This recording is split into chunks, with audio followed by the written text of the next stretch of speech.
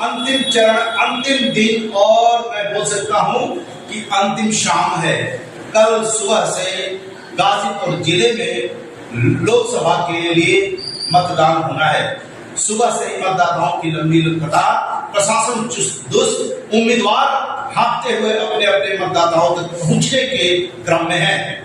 आज हम लंका, गाजीपुर के लंका के पास हॉल में बैठे हैं। उस हॉल में हम बहुत सारे लोगों से आज मिलने वाले हैं और मिलकर ये जानने की कोशिश करते हैं कि लोकसभा के अंतिम दिन जा रहा है चुनावी लहर।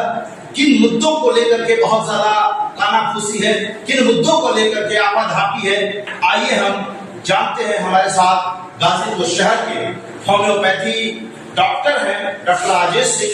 हम उनसे जानना चाहेंगे कि कल के चुनाव में क्या लहर बहती है, कैसे मुद्दे बन रहे हैं और क्या संभावना दी गई है। डॉक्टर साहब, आपका बहुत बहुत धन्यवाद। लेकिन जैसा और बाकी चुनाव में लहर या उत्साह देखने को मिलता था, वैसा इस चुनाव में नहीं देखने को मिल रहा है।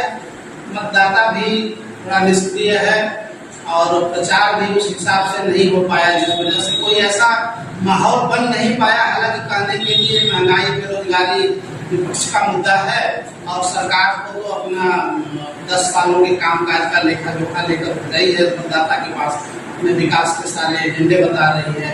भविष्य में जो उनका कोई एजेंडा रह गया कि हम इसको पूरा करने वाले हैं, तो सरकार अपने 10 साल का रिपोर्ट लेकर आई है और विपक्ष महंगाई, भ्रष्टाचार, बेरोजगारी, इन सब चीजों पे ध्यान दी है। तो ये है डॉक्टर साहब कि 10 साल पहले भी वही सरकार है, वही वो सरकार रही है जो सरकार आज महंगाई और शिक्षा और तमाम तरह की दुर्व्यवस्था को लेकर के वो हल्ला मचाई दी थी। तो क्या उन सरकारों ने आज की जो विगत 10 वर्षों में अभी बीती है सरकार, इन सरकारों के कार्यकाल में किए गए विकास और उन सरकारों के कार्यकाल में किए गए विकास में क्या अंतर है? देखिए, सरकारें कोई भी होगी तो वो काम कराती ही कराती हैं। ऐसा नहीं जैसा सुनने को मिलता है, कुछ लोग बोलते हैं कि 2014 के बाद से बहुत विकास हुआ। तो ऐसा नहीं कि जब तक कांग्रेस की सरकार रही तो उसमें विकास नहीं हुआ। जो एम्स बने, पीजीआई बने, रेलवे स्टेशन बने, हवाई अड्डे बने, कांग्रेस ने भी अपने लेवल से काम किया।